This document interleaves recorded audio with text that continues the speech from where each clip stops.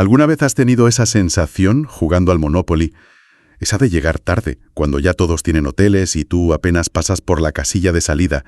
Esa sensación de desventaja, de que las reglas no están claras y otros ya van muy por delante. Bueno, pues algo parecido pasa con las finanzas personales y el dinero. Hoy vamos a intentar entender algo que usamos todos los días, pero que, seamos sinceros, pocos comprendemos a fondo. El dinero. ¿De dónde sale realmente? ¿Quién lo crea? ¿Es solo el Banco Central, como vemos en los memes esos de imprimir billetes sin parar? Pues va a ser que no es tan sencillo. Nos vamos a basar en ideas de una charla muy interesante con Daniel Beza, que es consultor financiero y tiene mucha experiencia en mercados. La verdad es que desmonta unos cuantos mitos. Nuestra misión hoy, intentar aclarar cómo funciona esta maquinaria del dinero y qué significa para nosotros, para la gente de a pie, que intenta, pues navegar la economía actual. Eso es.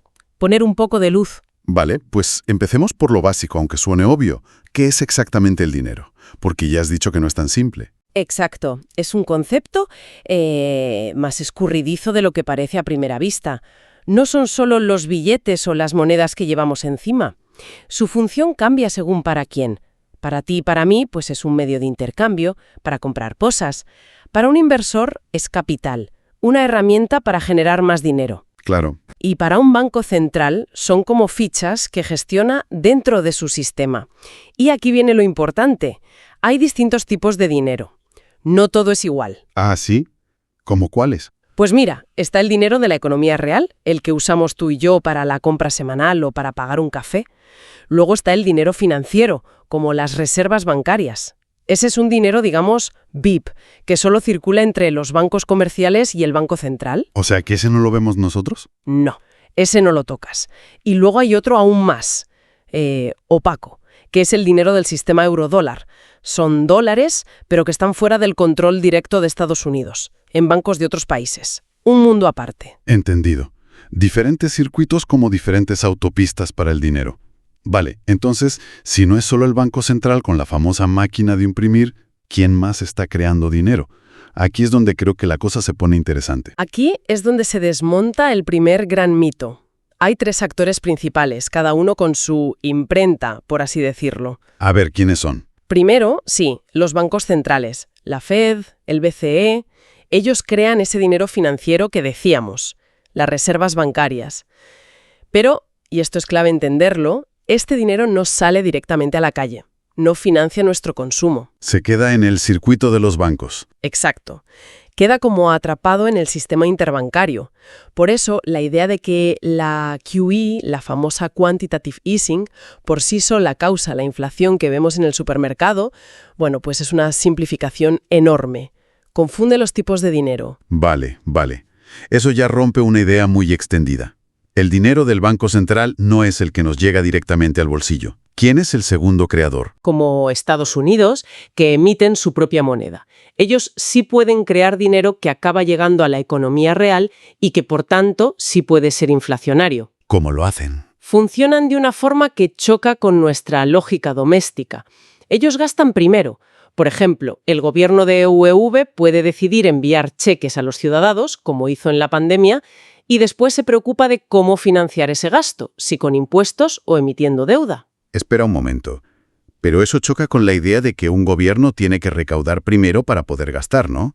Al menos aquí en la eurozona parece que funciona así. Ah, muy buena puntualización. Ahí está la gran diferencia. Estados Unidos emite el dólar, su propia moneda soberana. Los países de la eurozona comparten el euro, una moneda que no emiten individualmente, y además están sujetos a unas reglas fiscales comunes que limitan mucho esa capacidad de gastar primero.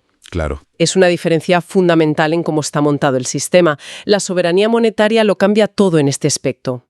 Entendido. O sea, no es lo mismo Estados Unidos que, por ejemplo, España o Italia dentro del euro. Vale. ¿Y el tercer creador? Has dicho que eran 3. Pues aquí viene la que suele ser la gran revelación para mucha gente, los bancos comerciales. Los bancos donde tenemos nuestras cuentas. ¿Nuestros bancos? Sí, son de hecho los principales creadores de dinero en la economía moderna. La inmensa mayoría del dinero que circula. Pero, ¿cómo? Yo pensaba que prestaban el dinero que otros depositaban. Ese es otro mito muy extendido, el del multiplicador bancario, basado en que necesitan reservas o depósitos previos.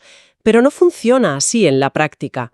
Cuando un banco concede un préstamo o una hipoteca o un crédito a una empresa, crea dinero nuevo, literalmente de la nada. Lo hace electrónicamente, claro. ¿Cómo que de la nada? Pues mira, en su contabilidad registra un activo, el préstamo que le deben devolver, y a la vez crea un pasivo, el depósito correspondiente en la cuenta del cliente. ¡Pum! Dinero nuevo en circulación. O sea, que no necesitan tener mis ahorros guardados para prestarle a mi vecino. No. La decisión de prestar se basa en otras cosas, en si el cliente es solvente, si la operación es rentable para el banco y si cumplen con los requisitos de capital que les exige el regulador. Las reservas que les da el Banco Central son para liquidar pagos entre bancos, no son la materia prima para prestar a la gente. ¡Guau! Esto sí que cambia la perspectiva. Entonces, resumiendo rápido, bancos centrales crean dinero para bancos. Gobiernos soberanos pueden crear dinero gastando directamente en la economía. Y los bancos comerciales, nuestros bancos, crean la mayor parte del dinero que usamos cada vez que dan un crédito. Exactamente. Has captado la esencia. Y entender esto es fundamental para entender todo lo demás que pasa en la economía. Vale, me queda claro quién crea dinero.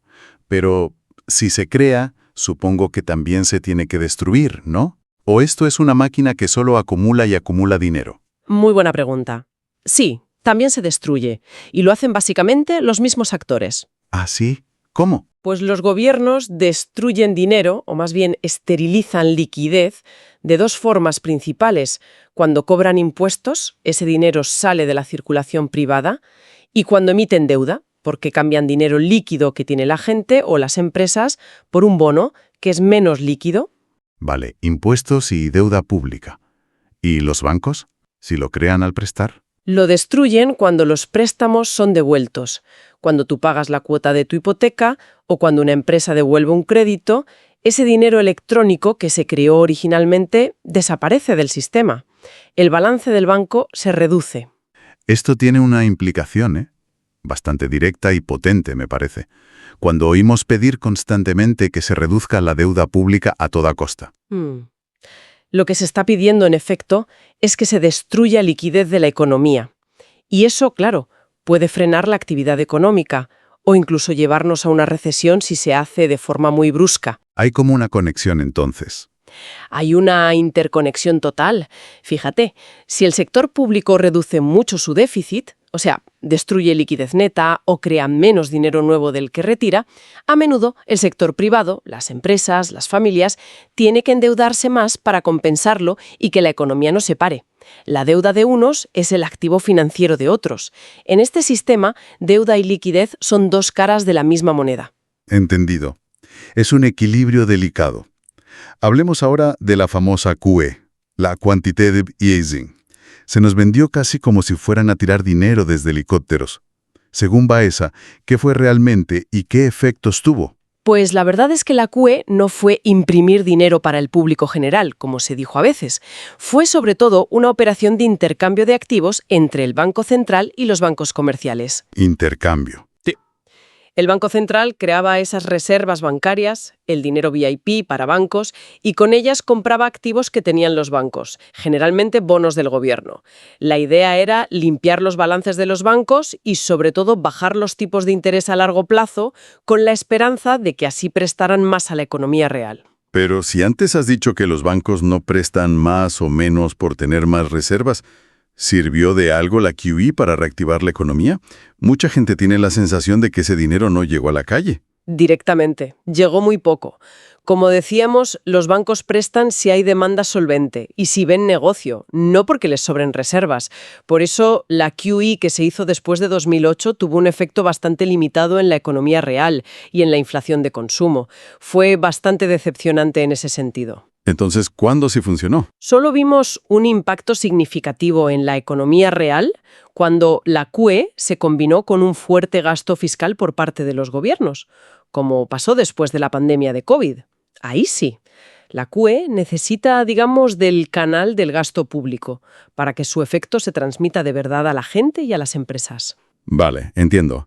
No funciona sola. Sin embargo, lo que sí parece innegable es que la QE infló muchísimo los precios de las acciones, los bonos, la vivienda. Si no fue por dinero directo que llegara a la gente para comprar, ¿cómo pasó eso? Buena pregunta. La conexión es más indirecta, pero muy potente. Hubo principalmente dos canales. ¿Cuáles?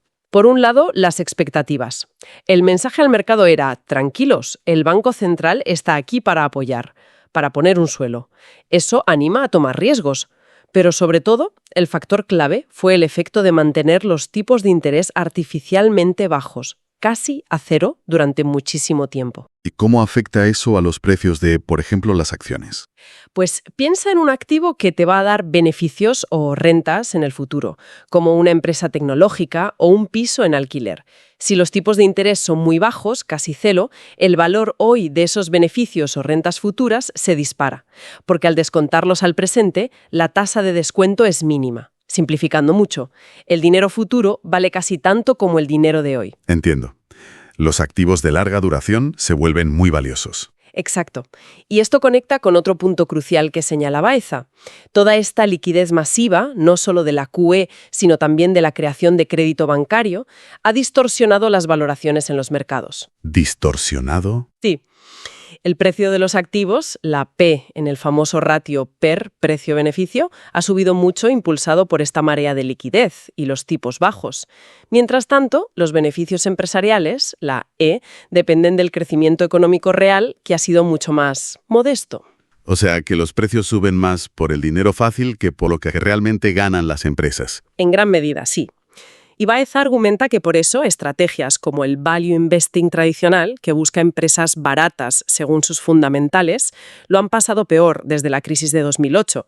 La P está inflada por factores monetarios, no solo por los méritos de la empresa. Y aquí llegamos al meollo de la frustración de muchísima gente, creo yo. ¿Por qué mi salario no sube ni de lejos al mismo ritmo que el precio de la vivienda en mi ciudad o que la bolsa? Parece que jugamos en ligas completamente distintas. Es que, en cierto modo, es así. Es la consecuencia lógica de todo lo que hemos hablado.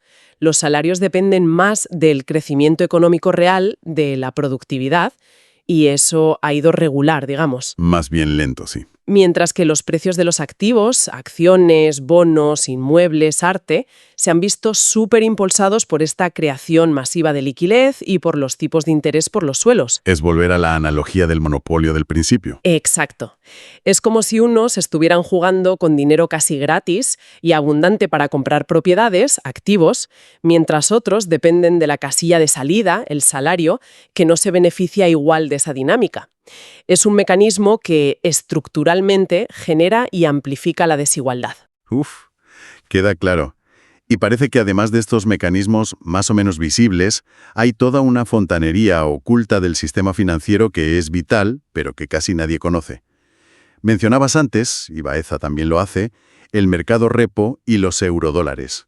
¿Por qué son tan importantes? Son absolutamente cruciales. Mueven volúmenes de dinero gigantescos cada día, pero operan un poco entre bambalinas, fuera de la vista del público general. Empecemos por el repo, si te parece. ¿Qué es exactamente? El mercado repo viene de Repurchase Agreement, acuerdo de recompra. Es básicamente la fontanería de la financiación a muy corto plazo entre las grandes instituciones financieras, bancos, fondos de inversión, etc. Tras la crisis de 2008, el sistema cambió. Antes se prestaban dinero entre ellos basándose más en la confianza. Recordemos el LIBOR. Pero después se empezó a exigir garantías, lo que llamamos colateral. ¿Garantías? ¿Como una prenda? Algo así, pero a lo grande. Un repo es un préstamo a muy corto plazo, a menudo solo de un día para otro, overnight, donde quien pide prestado entrega un activo de alta calidad, normalmente deuda pública considerada muy segura, como garantía. Al día siguiente devuelve el dinero más un pequeño interés y recupera su activo. Es vital para la operativa diaria de bancos y fondos. Vale, financiación diaria garantizada. ¿Y qué implicación tiene esto a gran escala? Pues crea una demanda estructural enorme, gigantesca, de colateral seguro. Y el colateral más aceptado globalmente es la deuda pública de Estados Unidos. Esto lleva a la paradoja de que la emisión constante de nueva deuda por parte del gobierno de Estados Unidos es en cierto modo necesaria para mantener la estabilidad del sistema financiero global. Necesitan esos bonos para usarlos como garantía. Qué curioso. O sea, más deuda de USA para que el sistema siga funcionando. Exacto. Y en este mercado a veces es más crítico conseguir la liquidez para poder renovar esos repos cada día que el tipo de interés exacto que pagas. La liquidez es la clave. Entendido. ¿Y los eurodólares? El nombre confunde un poco, suena a algo europeo. Sí, el nombre lleva a confusión. No tiene nada que ver con el euro. Los eurodólares son simplemente dólares estadounidenses que están creados, depositados y prestados fuera de Estados Unidos, en bancos no estadounidenses por todo el mundo. Dólares fuera de EEUU. Sí, es un mercado enorme, se estima en decenas de billones de dólares, muy opaco y que opera fuera del control directo de la Reserva Federal. Surgió hace décadas, en parte para que actores internacionales pudieran operar en dólares sin pasar por la regulación o supervisión bancaria estadounidense. Vaya. ¿Y eso es bueno o malo? Tiene sus pros y sus contras. Para EUV extiende el dominio global del dólar, pero es un sistema más frágil en momentos de crisis. Cuando hay pánico, todo el mundo quiere dólares de verdad. Los que están dentro del sistema de la Fed, no estos dólares offshore. Además, este sistema crea una demanda constante de dólares en todo el mundo para poder operar. O sea, que entre los bancos comerciales creando dinero con préstamos, los repos, los eurodólares, la cantidad real de dinero o liquidez o deuda que hay en el mundo es muchísimo mayor de lo que nos dicen las cifras oficiales como la M2, ¿no? Muchísimo mayor. Es difícil de calcular, pero la liquidez global real es varias veces el PIB mundial. Y además, piensa que cada año hay que refinanciar billones y billones de deuda existente en todo el mundo. Eso exige que se siga creando nueva liquidez continuamente solo para que el sistema no se colapse. Exacto. Es un ciclo que se retroalimenta. La deuda existente necesita nueva liquidez para refinanciarse y la creación de liquidez facilita que se emita más deuda. Madre mía. Ante este panorama que describes, que has ido dibujando, ¿qué futuro nos espera? ¿Estamos condenados a vivir con inflación y cada vez más desigualdad como apuntabas antes? Pues según la visión de Baiza y de otros analistas de esta escuela de pensamiento, parece la trayectoria más probable, sí. El sistema actual, con estos niveles de deuda tan enormes en todo el mundo, público y privado, casi necesita inflación para funcionar. ¿Necesita inflación? ¿Por qué? Porque la inflación reduce el valor real de las deudas pasadas, hace más fácil pagarlas. La deflación, que los precios bajen, sería absolutamente catastrófica en un mundo tan endeudado. Haría las deudas impagables y devaluaría el valor del colateral que sostiene el sistema financiero. Entiendo. Es el mal menor, digamos. Pues podría decirse así. Además, los gobiernos han aprobado el poder del gasto fiscal directo, como vimos post-COVID, y es difícil que renuncien a esa herramienta, y los bancos centrales probablemente seguirán facilitando la financiación de esos déficits. Así que sí, un escenario de inflación quizá más volátil que en el pasado parece lo más probable. ¿Y la desigualdad? Pues si el mecanismo principal sigue siendo la creación de dinero que infla activos, es muy probable que la desigualdad siga aumentando. Los que tienen activos se benefician, los que dependen de salarios se quedan atrás. ¿Y la tecnología? Se habla mucho de la IA, por ejemplo. ¿Cómo juega en esta ecuación? La tecnología y la IA en particular añade una capa de complejidad tremenda. Por un lado, tiende a bajar los precios de muchas cosas, es deflacionaria en ese sentido. Pero por otro lado, puede destruir empleo masivamente. Podría ser una mezcla explosiva. Podría ser lo que algunos llaman un efecto Fujiwara, como dos tormentas que chocan. Imagina, la deflación causada por la tecnología obliga a los gobiernos a crear aún más dinero, gastando, endeudándose para contrarrestarla y evitar el colapso económico. Pero esa creación de dinero infla aún más los activos y aumenta la brecha social. ¿Y eso a dónde nos lleva? Pues podría hacer que medidas que hoy no suenan radicales, como la renta básica universal, se vuelvan una necesidad para mantener una mínima cohesión social. El mayor riesgo de todo este sistema al final es la tensión social si la situación se vuelve insostenible para una gran parte de la población. Es un escenario complejo y, la verdad, un poco inquietante. Si el sistema funciona así, si estas son las reglas del juego, ¿qué podemos hacer nosotros a nivel individual? ¿Estamos atrapados en esta dinámica? Aunque pueda resultar incómoda para algunos, es que, nos guste o no, hay que entender cómo funciona el juego actual y, intentar adaptarse lo mejor posible. ¿Y cómo se adapta uno a esto? La forma más directa de protegerse o incluso de beneficiarse marginalmente en este entorno es ahorrar lo que se pueda y, sobre todo, invertir en activos. Pueden ser activos financieros como acciones o fondos o activos reales como inmuebles si se puede. ¿Invertir para qué? Para batir la inflación del IPC. Inflación monetaria, que es la devaluación constante de la moneda porque se crea continuamente dinero nuevo. Baeza estima que esta inflación monetaria puede rondar un 7 u 8% anual adicional al IPC. O sea que el dinero pierde valor mucho más rápido de lo que dice la inflación oficial. Desde esta perspectiva, sí. Por eso, el sistema, en esencia, te empuja a asumir riesgo inversor. Quedarse solo con dinero en el banco, a largo plazo, significa perder poder adquisitivo de forma casi segura. Hay que bailar la música que pone el sistema, por así decirlo. Entendido. Entonces, recapitulando un poco todo lo que hemos hablado. La creación de dinero no es solo cosa del Banco Central, sino que está muy distribuida, con los bancos comerciales como principales actores a través del crédito. Exacto. La famosa QE no imprimió dinero para la gente, sino que fue un intercambio de activos que infló los mercados financieros, sobre todo por mantener los tipos de interés bajísimos. Eso es. Un efecto indirecto, pero muy potente. El sistema actual depende enormemente de la creación continua de deuda y liquidez, en un ciclo que se retroalimenta y que necesita inflación para no descarrilar. Sí, la deuda es el motor y la inflación el lubricante necesario. Y todo esto, lamentablemente, parece que alimenta estructuralmente la desigualdad entre quienes tienen activos y quienes dependen de un salario. La recomendación a nivel individual: intentar ahorrar e invertir para no quedarse atrás. Ha resumido perfectamente los puntos clave que hemos desgranado. Hemos intentado desmontar la maquinaria, ver las piezas, quién las mueve y cuáles son algunas de las consecuencias más directas, como esa brecha creciente que mencionas. Y esto nos deja, como siempre intentamos hacer, con una reflexión final. Algo para darle una vuelta después de escuchar esto. Efectivamente, porque si aceptamos que este sistema, tal como funciona ahora, parece conducirnos estructuralmente hacia una mayor concentración de la riqueza y quizás incluso a necesitar intervenciones públicas masivas como la renta básica para mantener la paz social, la pregunta que queda en el aire es: ¿qué tipo de innovación social o económica podríamos necesitar, más allá de la adaptación individual, de invertir, que ya hemos comentado? ¿Qué cambios más profundos harían falta para intentar reequilibrar las reglas de este juego? ¿Cómo podríamos, digamos, ajustar la partida antes de que la tensión acumulada, antes de que desborde el tablero? Exacto. Esa es la pregunta. No tengo la respuesta fácil, pero creo que es la reflexión fundamental que nos deja entender cómo funciona realmente el dinero hoy en día.